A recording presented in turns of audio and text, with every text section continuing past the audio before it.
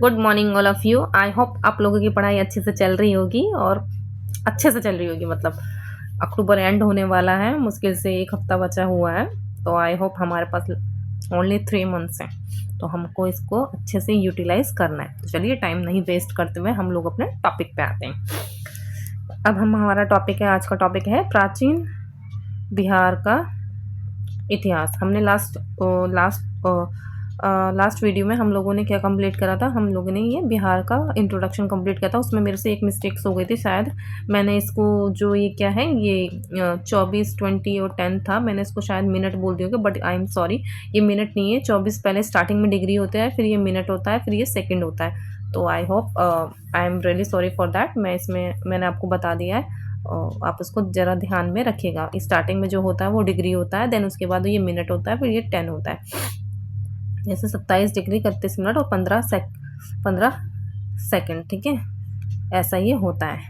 इसमें 83, 19, 50, ठीक है, 83 degree 19 minute 50 second, 88 degree 17 minute 40 second. ये पूर्वी देशांतर, मतलब पूर्व में, उत्तर दक्षिण पूर्व की मैंने सारा ये हमने लास्ट सेशन में हमने किया था, आप वहाँ से ये देख सकते हैं, ठीक है। अक्षांशीय विस्तार और देशांतीय विस्तार हमने इसका कर लिया था।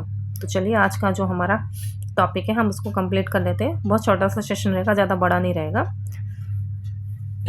प्राचीन बिहार का इतिहास, इसमें हमें पढ़ना है, जैसे आपने भारत के प्रोस्पेक्टिव में भी पढ़ा होगा, इंडियन हिस्ट्री में भी पढ़ा होगा, प्राग ऐतिहासिक काल, आध ऐतिहासिक काल और ऐतिहासिक काल, ठीक है। तो हम इसको बिहार के रिस्पेक्ट में पढ़ रहे हैं। तो जैसे आपने इंडियन हिस्ट्री में पढ़ा होगा प्राग ऐतिहासिक काल में, तो जब प्राग ऐतिहासिक काल में क्या था, मतलब आदि मानव था। तो आदि मानव है तो उसका डेवलपमेंट इतना नहीं हुआ होगा, तो उस टाइम वो कैसा होगा, वो खाना बदोश होगा, मतलब खाने की तलाश में जो भी उसको कुछ मिलता होगा वो खा लेता होगा, शिकार पे निर्भर रहता था वो, क्योंकि उसको आदि मानव था, उसका कोई इतना डेवलपमेंट भी नहीं हुआ था। तो खाना खाने के लिए वो इधर उधर वो घूमता फिरता रहता था, और जैसे ही वो शिकार करता तो कुछ भी मिलता था तो शिकार कर लेता, तो उसी को भूंज भांज के खा लेता था ऐसे ही, ठीक है। तो उस टाइम क्या था, ना लिखना आता था ना उसको पढ़ना आता था। इसकी जानकारी हमें कैसे मिली है, कार्बन डेटिंग से मिली है। यहाँ से क्वेश्चंस नहीं आएंगे, बेसिकली मेरा समझाने का पर्पस ये है ताकि एक कड़ी बनी रहे, क्योंकि हमें जानना तो सब कुछ है, क्योंकि जब हम मेंस की आंसर राइटिंग करेंगे ना, मेंस भी तो देना है हम लोगों को, मेंस देना है, तो हमें उसको मेंस में लिंक बनाने के लिए इन सब चीज़ों की रिक्वायरमेंट पड़ती है, ताकि हमारा जो आंसर हो वो हमारा आंसर बिल्कुल सॉलिड और कड़ी से कड़ी जुड़ी हो, इसलिए हमें पढ़ने की ज़रूरत है। हम जरा सा भी उसका जिक्र कर देंगे तो हमारा नंबर अच्छे आएंगे। तो प्राग ऐतिहासिक काल का आपको मीनिंग मतलब समझ में आ गया होगा, मतलब आप कोई कुछ भी चीज़ उसमें इमेजिन कर, आदि मानव, उसका डेवलपमेंट इतना, उसका माइंड का ग्रोथ इतना नहीं होगा, फिर उसके पास क्या ही, मतलब उसकी थिंकिंग पावर इतनी अच्छी भी नहीं हुई होगी, क्योंकि उस टाइम उतना डेवलपमेंट, उतना ग्रोथ नहीं हुई होगी, ठीक है। तो वो क्या करता होगा, खाना बदल, मतलब खाने के लिए, क्योंकि भूखा इंसान है तो भूख तो लगेगी, वो खाना खाने के लिए इधर उधर तो दौड़ेगा, तो वो जो भी मिलता था शिकार करता था, और उस टाइम लिखना पढ़ना कुछ भी नहीं आता था। ये हमें कैसे पता चला, कार्बन डेटिंग से हमें पता चला है।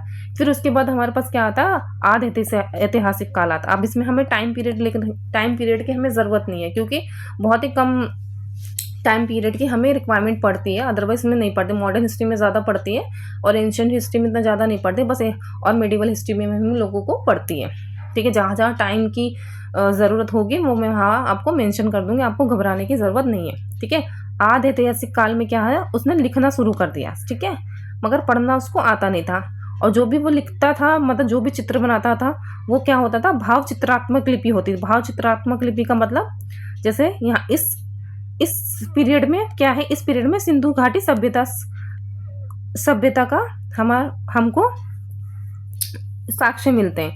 तो सिंधु घाटी सभ्यता की जो लिपि है, हम उसको हमें लिखना तो आती है, मगर अभी तक इसको हम पढ़ नहीं सके हैं। क्यों नहीं पढ़ सके हैं, क्योंकि हमें पढ़ने की उस हिसाब, क्योंकि जो इसकी लिपि है ना बहुत भाव चित्रात्मक, आपने उसकी देखी होगी लिपि, मतलब कहीं पर, जैसे आपने भीमबेटका देखी होगी ना, भीमबेटका में क्या चित्र बना, मतलब ऐसे करके एक शिकार ऐसे ऐसे करके बना हुआ है, ये आगे जा रहा है आदमी, इसके आगे जा रहे हैं, यहाँ पर ये जानवर बना हुआ है, ठीक है, मतलब ये जानवर बना हुआ है, ये तीर ऐसे बना रखा है, उन्होंने इस पे से तीर माना, ये क्या है, इसे भाव चित्रात्मक है। ये सारी भाव चित्रात्मक के द्वारा ये अपनी चीज़ें बताते हैं, मतलब ऐसे एक्सप्रेस करते हैं। तो इस दौरान क्या होता है, जितने भी चित्रात्मक थे ना, आपने देखा होगा जिन सिंधु घाटी सभ्यता में जितने भी व्यापार होते थे उसमें मोहरे चलते थे, उसमें सील पे सील लगी रहती थी। तो सील लगी रहती तो उससे भाव चित्रात्मक थे कि हाँ ये हमारी इससे पहचान होती थी। तो इस दौरान ये प्रचलित था। ठीक है, तो सिंधु घाटी सभ्यता इसी काल से संबंधित है। फिर उसके बाद क्या होता है, ऐतिहासिक काल। ऐतिहासिक काल में क्या होता है, हमारा प्राचीन काल, मध्यकाल और आधुनिक काल। इसी में हम ये क्या होता है, लिखना और पढ़ना। ठीक है, इसी में ही हम लोग सीखते हैं। तो प्राचीन काल में जो हम भारतीय इतिहास के प्रोस्पेक्टिव से और बिहार के इतिहास के प्रोस्पेक्टिव से हम लोग पढ़ते हैं। इसी में हमारा, क्योंकि जो हम इतिहास पढ़ते हैं, लिखते हैं, देखते हैं, इसी में ही सारा आता है। ठीक है, प्राचीन काल मतलब सिंधु घाटी सभ्यता के बाद जितना भी सारा हुआ है वो हमारा प्राचीन काल, मध्यकाल और आधुनिक काल में उसे कड़ी बाय कड़ी वो चलती है। तो चलिए अब हम इसमें हम पढ़ते हैं प्राचीन काल। ठीक है, प्राचीन काल को हमने डिवाइड किया है, मतलब इसके प्राचीन काल को हमने तीन फेज में डिवाइड हुआ है। ठीक है, पहला क्या है, प्राग ऐतिहासिक काल या पाषाण काल। हम इसको पाषाण काल भी कह सकते हैं और प्राग ऐतिहासिक काल भी हम कह सकते हैं। तो इसके अंदर तो इसको हम क्या कहते हैं, स्टोन एज बोलते हैं। ठीक है, स्टोन एज। तो इसमें वही जो मैंने यहाँ पर पढ़ा है ना, ये प्राग ऐतिहासिक काल या स्टोन काल। ठीक है, पाषाण काल, क्योंकि जितने भी जो उसके जब वो शिकार करेगा तो शिकार किससे करेगा, उसके पास कुछ तो होना चाहिए। तो जो पत्थर होते थे ना, पत्थर से ही वो शिकार करता था। ठीक है, तो पत्थर से ही अपने औजार बनाता था। तो आदि मानव था, शिकार करता था, खाना बदों से पत्थरों की कुल्हाड़ी बनाता था और खुरपी चाकू सब पत्थर की ही बनाता था वो, क्योंकि उस जमाने में पत्थर थे ही, वो पत्थर को घिस घास के तोड़ मोड़ के वो अपने सारे चीज़ें वो बनाता था। तो इस किससे पता चले, हमारा कार्बन डेटिंग से हमें पता चला, 14 कार्बन डेटिंग 14। तो इसी के अंदर ही जो हम प्राग ऐतिहासिक काल पढ़ेंगे, तो इसी के अंदर इसके 3 फेस है। कौन कौन से है, पूरा पाषाण काल, मध्य पाषाण का और नव पाषाण का। ये 3 फेज इसी के अंदर है। तो इस 3 फेज को हमको इसको पढ़ना है। प्राचीन काल हमारा यहाँ से स्टार्ट हो जाता है। ठीक है, तो हम चलो इसके पाषाण काल के अंदर ही 3 पार्ट है। पूरा पाषाण काल। अब पूरा पाषाण काल में क्या था, आदि मानव था, पत्थरों के औजार का उपयोग करता था, जैसे इसी का ही लिंक है।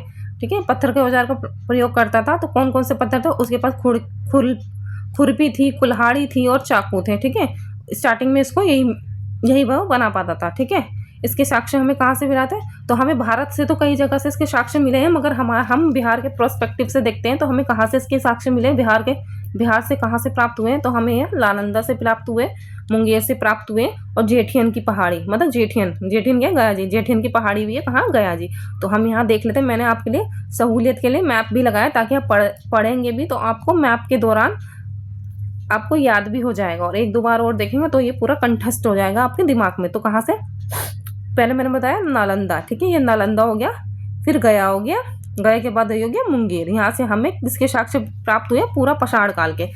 बहुत कम चांसेस होते हैं यहाँ से क्वेश्चन आने की, और आएंगे भी तो 1 से 2 क्वेश्चन ही आएंगे। ठीक है, तो इतनी घबराने की बात नहीं है, बस आपको 1-2 बार इसको पढ़ लेना। पूरा पाषाण काल के बाद क्या आया, इसके बाद आया हमारा मध्य पाषाण काल। मध्य पाषाण काल के में क्या क्या है, पत्थर के औजार तो थे ही थे। ठीक है, तो पत्थर के औजार कहाँ से मिले, हमें मुंगेर से मिले। अब देखो, अब वो पूछ भी सकता है, जैसे पूरा पाषाण काल में मुंगेर था ना हमारे पास, तो फिर मध्य पाषाण काल में भी हमारे पास मुंगेर था। ठीक है, वहां से मिला। तो भीम बांध हो गया, भीम बांध कहाँ है, ये हमारा भीम बांध, ये हमारा मुंगेर में ही है। ये हमारा मुंगेर हो गया, यहाँ पर हमारा भीम बांध है।